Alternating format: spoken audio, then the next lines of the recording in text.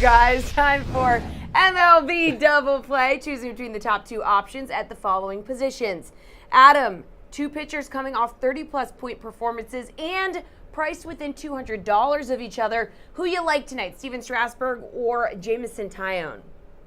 I think that if we were playing in a yearly league, Taillon's someone that I would absolutely prefer to Strasburg just because he's younger, a little healthier. But for tonight and tonight only, give me Strasburg against the Marlins. Much easier matchup for Strasburg, and during his career, he's been sensational against the Marlins. 17-7, ERA just over 3, WHIP right around 1.11, and more strikeouts to innings pitched. This season as well, Strasburg's been dominant against the Marlins. 2 starts, 5 innings in one, 6 innings in the other, only 2 earned runs and 19 strikeouts. He's going to face a much weaker hitting opponent tonight, so give me Strasburg, who also has the upside of potentially getting that win, while the Cubs are going to be fighting still for that division crown, going against Taillon and the Pirates. Greg, Strasburg and the Marlins, or Taillon at Cubs, who you taking? Well, first off, I love the nickname. I think I'm happy to be known for something. It fits you well, my friend. It fits you well. We like it. So, I mean, yeah, I can't really add too much on to what Adam said because I think he really covered it, but it has to be Strasburg here. It's such an easier matchup. He's at home against the Marlins. The Marlins have been one of the worst teams in baseball this year, and they just don't have anything to play for at this point. Whereas Taillon's on the road playing in Chicago against a team that's fighting for the division right now. So this is pretty easily just a layup for me towards Strasburg. Maybe if I wanted to add a little bit more content to this, I think it's maybe a tougher discussion if we're going to say Kluber or Strasburg. I would lean Kluber. Would you feel the same way, Adam?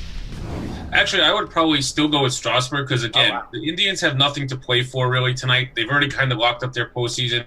Is Kluber going to go a full 5, 6, 7 innings? Probably not. He might pitch a few innings tonight, a few innings over the weekend, get ready for the postseason. So, for me, I think Strasburg's the better bet to go longer into the game. So, for me, he would be the play either way. All right, well, how about the only 2 third basemen priced north of $5K? That's Jose Ramirez or Nolan Arenado. Gregory?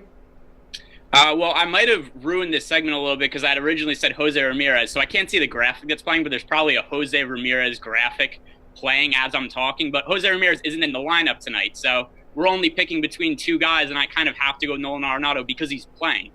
That makes a lot of sense. All right, so let me ask you this then.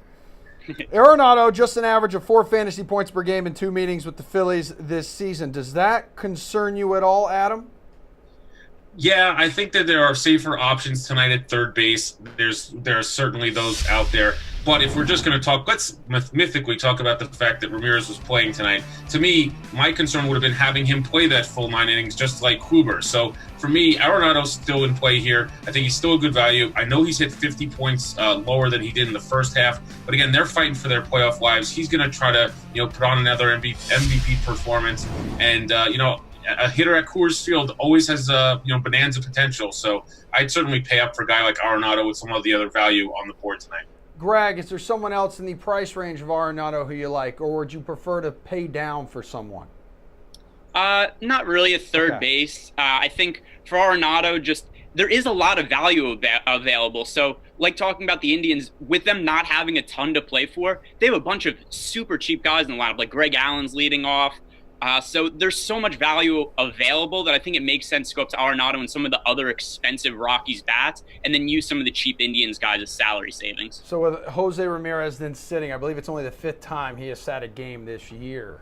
Wow. Yeah, dude's been raking, man. All right, guys, just a couple of these players coming off monster games. Mookie Betts, your highest priced outfielder at $5,900, and Christian Yelich, who's $200 cheaper. Ooh. Who are you going to roster, Adam?